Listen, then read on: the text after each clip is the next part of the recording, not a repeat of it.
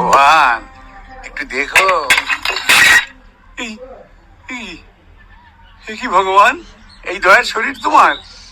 টালি সরিয়ে আমাকে দেখতে হবে? তোমার নেওয়া হয়েছে নাকি চোখে?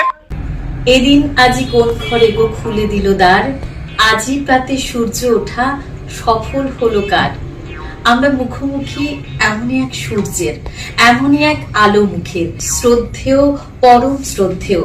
এই টান টান এআই এর যুগেও যিনি সমানভাবে এখনো জনপ্রিয়, সেই মানুষটি আমাদের সঙ্গে রয়েছেন শ্রী পরাণ বন্দ্যোপাধ্যায়। আমরা সঙ্গে রয়েছি তার অনেক অনেক কৃতজ্ঞতা, অনেক অনেক অন্তরের শুভেচ্ছা আপনার জন্য। যে কথা জানতে চাই, আপনার অভিনয় জীবনের শুরুটা এবং সেরা কোনো মুহূর্ত বা ঘটনা যদি আমাদের বলেন। দেখো, শুরুটা তো হয়তো বলা যেতে পারে, সেটা নাটশালেই বলতে হবে। আর শ্রেষ্ঠ ঘটনা জীবনে কখনো পাওয়া যায় না জীবের দশায়। যেটা চলে যাওয়ার আগে পড়ে থাকে সেইটা জীবনের শ্রেষ্ঠ বলে কাউন্ট হয়। নিজে বলা যায় না যে এটা আমার জীবনের শ্রেষ্ঠ, কারণ পরে কোনটা আর একটা শ্রেষ্ঠ অপেক্ষা করছে কিনা জানি না, তো এই জন্য শ্রেষ্ঠটা বলা যায় না, কেউই বলতে পারে না। অনেকে বলেন বটে আমার জীবনের শ্রেষ্ঠ ইত্যাদি ইত্যাদি। থেমে যেতে হবে, কিন্তু তাহলে চলা থামিয়ে দিতে হবে। শুরু হয়েছিল, আমি এখানে বসে আছি এই পাড়াতেই, আমার মানে তখন শৈশব উত্তীর্ণ কৈশোর, সেই সময় আমার এখানে নাটক শুরু হয়, অভিনয় শুরু হয়। এখানে একদিন ছিলেন নিমাই সরকার, নিমাইদা, তিনি আমাদের দিয়ে করাতেন, সেই তখন থেকেই শুরু। তারপরে চলছে চলছে। তখন তো বিস্মিত হয়েছি নিজে যে আমি এটা করতে পারি। কারণ তখন আমি প্রতি বছরই এখানে নাটক হতো, বছরে 2-3টে করে। আমাদের আমার বন্ধু বান্ধব মিলে সব কিশোরদের নিয়ে তিনি করতেন, রমরম করে প্রচুর মানে লোক আসতো, এ হতো বা হই করে হতো আর কি। সেখানে ভীষণ আনন্দ পেতাম করে। আমি মানে সোনার মেডেলও পেয়েছি অভিনয় করে। তখন সোনার দর কম ছিল অবশ্য, সেটা আলাদা কথা। কিন্তু ভীষণ মানে উদ্দীপিত হয়ে গিয়েছিলাম যে অভিনয় করলে এত মানুষের ভালোবাসা পাওয়া যায়, এত উপহার পাওয়া যায়, তাহলে পড়াশোনা করে লাভ কিছু হয়েছে। তখন কৈশোরের স্বপ্ন সেটা। কিন্তু তখন তো অসংযত আবেগ তাড়িত হয়ে করতাম, নিজের ভালোর জন্য, নিজের সুখের জন্য, নিজের আনন্দের জন্য করতাম। কিন্তু যখন পরবর্তীকালে স্কুল গেল, কলেজে যখন ঢুকলাম, কলেজ গেল, তখন নাটক করছি, স্কুলে পড়তেও করেছি, এখানে যেটা করতে হচ্ছে স্কুলে পড়তেই করতাম, তারপরে কলেজেও করেছি।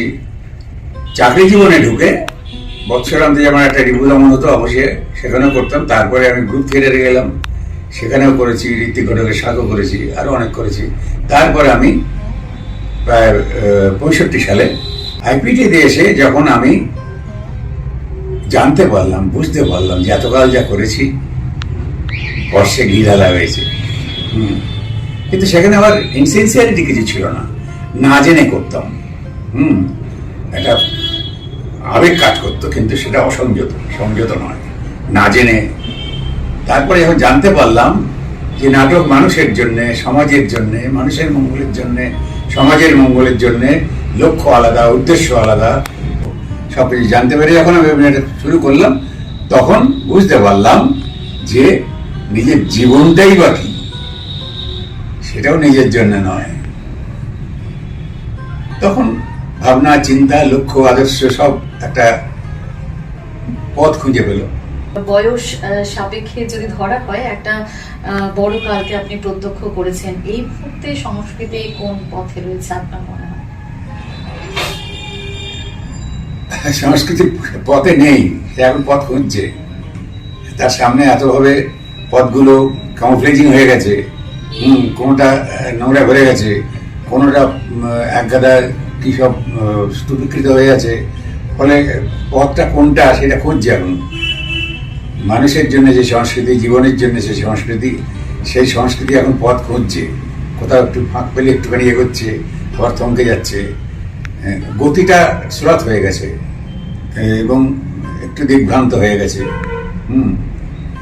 আপনি তো অভিনয় জীবনের রূপান্তরটাও খুব প্রত্যক্ষ করলেন, সেটা মানে কতটা রূপান্তর কিভাবে হয়েছে এই বিষয়টা যদি কিছু বলেন। না, এটা বিষয়টা কিন্তু এত সহজ নয়।